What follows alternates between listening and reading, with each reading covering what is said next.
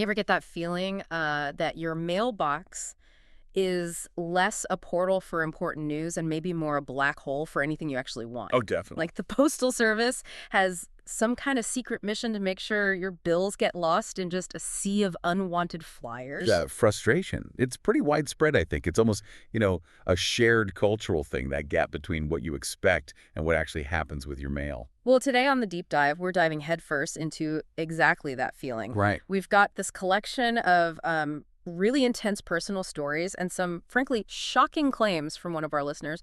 We're calling them the learner. Right. Their shared material has titles like Get a P.O. Box, Get This, .txt, Postal Inspector Retaliation Against User, USPS Data Surveillance and Sale Practices, and the very blunt USPS is a thief.txt. Doesn't mince words. Not at all. It paints this picture that goes way beyond just, a late delivery. So our goal today is to really unpack the learner's journey, their whole experience with the postal system. Yeah, explore these claims of theft, alleged retaliation. Exactly, and touch on some of the bigger questions that these kinds of experiences bring up. And it's worth saying, I think, while these are individual stories, they can often shine a light on potential, let's say, systemic issues within these huge organizations. What really struck me first was the frustration with something so basic, just getting mail. Okay, so the learner's story, it sort of kicks off with what sounds like a simple task. Get a P.O. box. Straightforward enough. They were waiting for one specific letter, just one. But what happened next was, well, almost absurd. They said they opened their P.O. box, and it was just crammed right full of flyers. Right, not just a few, like overflowing. Which already brings up this point about, the main job of a postal service.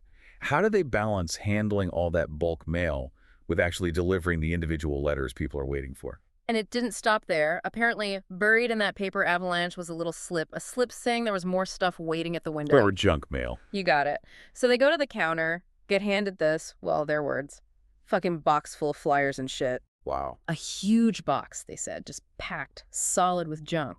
And somewhere, deep inside all that, the single important letter they actually needed. That's unbelievable. Took them half an hour, they said, digging through all of that fucking paper and shit just to find this one letter. From the learner's point of view, that experience really nails a core problem, doesn't it?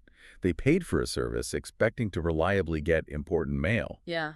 But the sheer amount of junk mail just created this huge barrier Oh. and a massive waste of their time.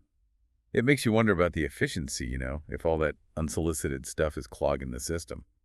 And unfortunately, the junk mail saga didn't end there. It continued even after the learner moved to a small apartment, just a regular mailbox this time. In fact, it sounds like it got worse. Escalated. How so? They described their mailbox being constantly overflowing with flyers. So full that the actual mail, the stuff they wanted, wouldn't even fit inside. And what's really striking here is that the learner actually tried to sort it out directly. They mentioned politely asking the postal worker, hey, could you please stop delivering the junk? Oh. Explain they only got a few real letters a month. And the response? Instead of stopping, the carrier allegedly started delivering more flyers. Oh. Yeah, multiple times a day, almost like it was deliberate, like retaliation. If that's accurate, it points to a real breakdown in communication, maybe customer service. And it raises questions about sort of the incentives. Is there more incentive to deliver bulk mail than regular letters? It got so bad that the learner ended up having to pay to dispose of all this unwanted mail. Think about that. Yeah. You pay for the postal service, which generates waste you then have to pay again to get rid of. That just highlights the frustration perfectly. It's like a double hit for the consumer. The service fails you, and it costs you extra. They tried different things. Polite notes at first, then more direct ones, like taping resident does not live here on the box. Trying anything, basically. They even started putting the junk mail back into the USPS collection box, hoping maybe that would send a message. Apparently not. The carrier just put it right back in their mailbox. It sounds like this just cycle of escalating annoyance. Neither side could figure it out through normal ways. Right. Which brings us to a pretty extreme point.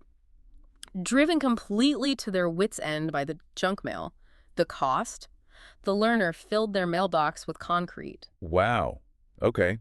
I mean, obviously not something you'd recommend. No. But that action, it speaks volumes, doesn't it? Yeah. About the sheer level of frustration, the feeling of being totally ignored by the system. It's like a total communication breakdown. Okay, so moving on. After moving again, this time to a residential road, standard mailbox, the junk mail problems continued, but something more concerning started happening. Problems with package delivery. Packages. Another common point of frustration. Initially, Amazon packages arrived okay, right to the doorstep. But then that started to change. Suddenly, it was just notices.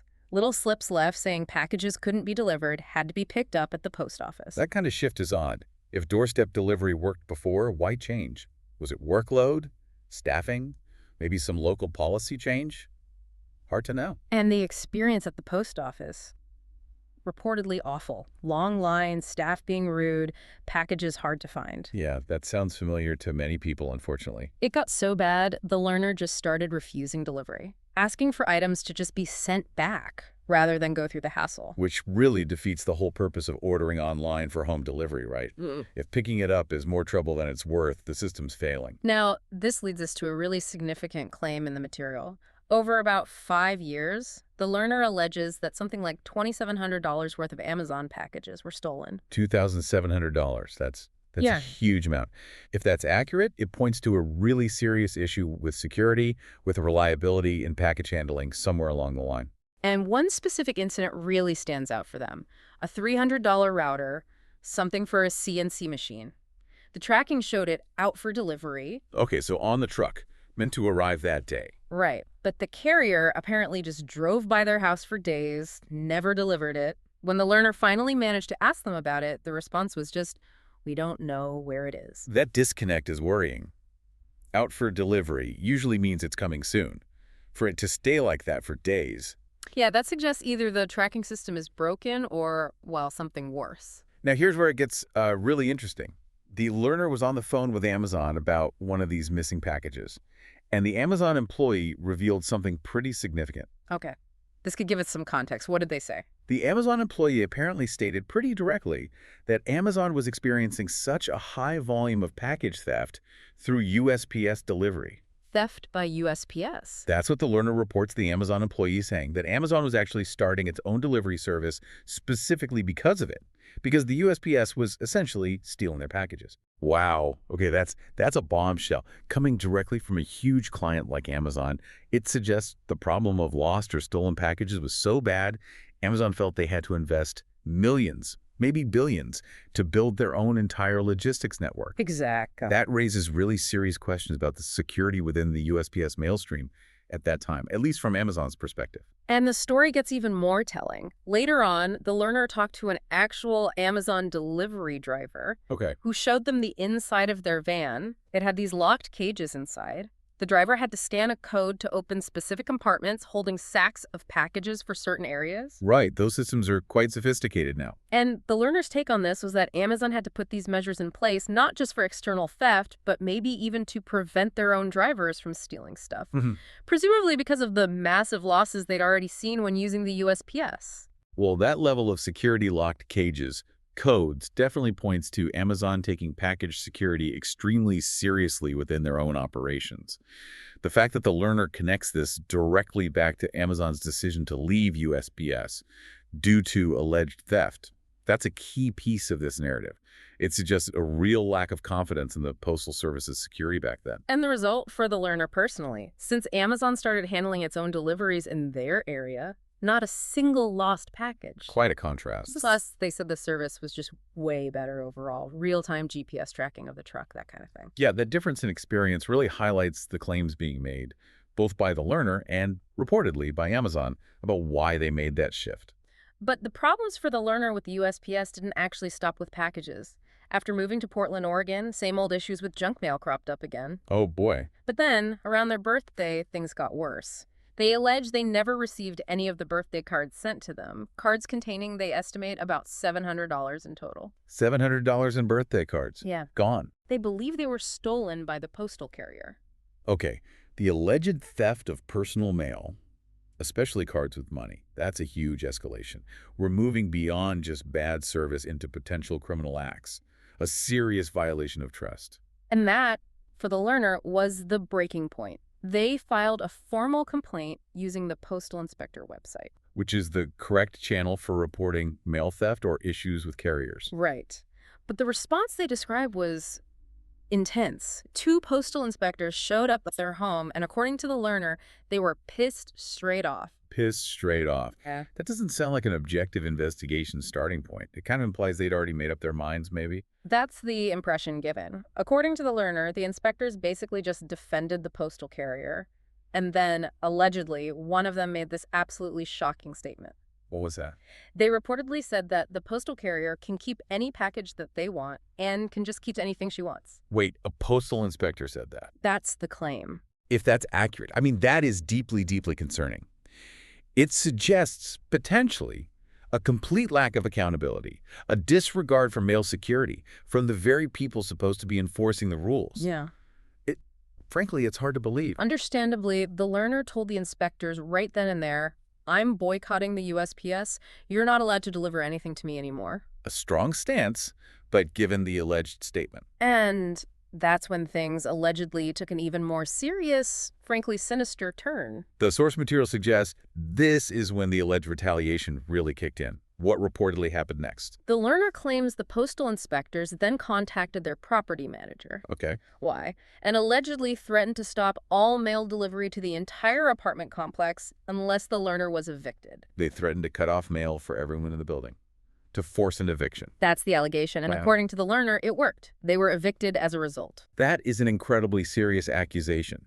Using the threat of withholding a federal service from dozens, maybe hundreds of people, to pressure a landlord into evicting someone who filed a complaint.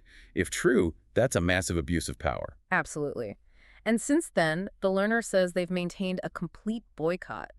No mail, no packages via USPS, full stop. Well, after everything described, especially that alleged retaliation leading to eviction, you can understand why they'd lose all trust and just completely disengage from the service. Now let's quickly touch on another angle mentioned in the material. USPS data surveillance practices. They brought up something called the ISCOP program. Right, ISECAP.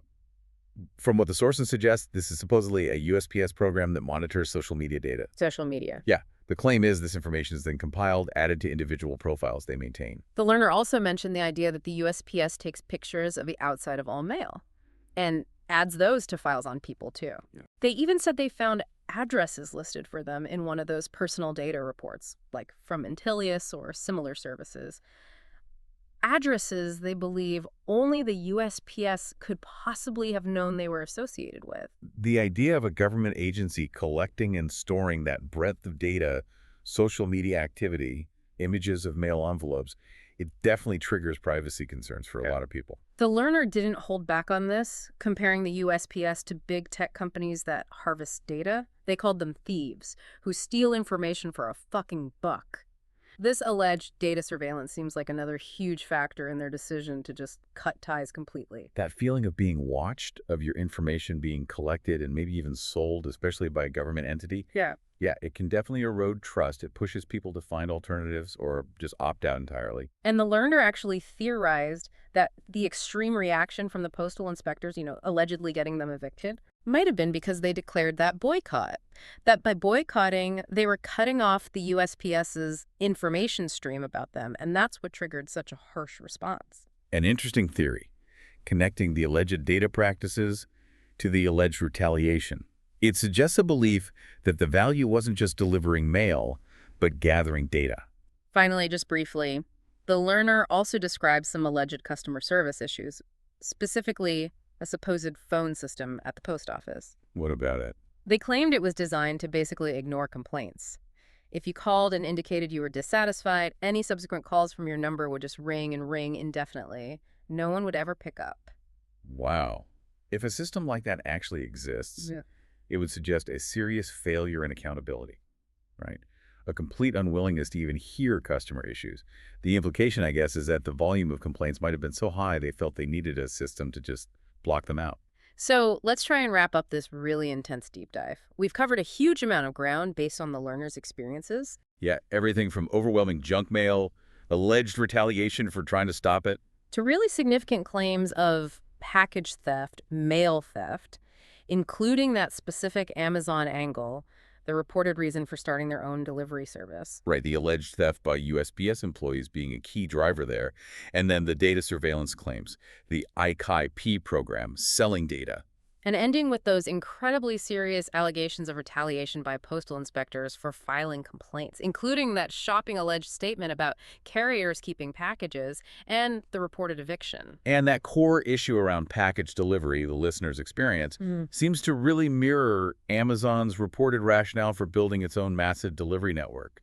Concerns about theft, reliability. It really makes you think. So here's maybe a final thought for you, the listener. When a giant corporation like Amazon, dealing with just massive volumes of packages, feels it has to create its own entirely separate delivery system, partly, allegedly, because of a lack of security and reliability in an established public service like the USPS, what does that tell us? What are the broader implications? Not just for individuals like the learner, but for other businesses, for institutions that still rely heavily on that public service. It definitely gives you something to chew on, doesn't it? About trust, about service, and maybe about what happens when things seem to go really wrong.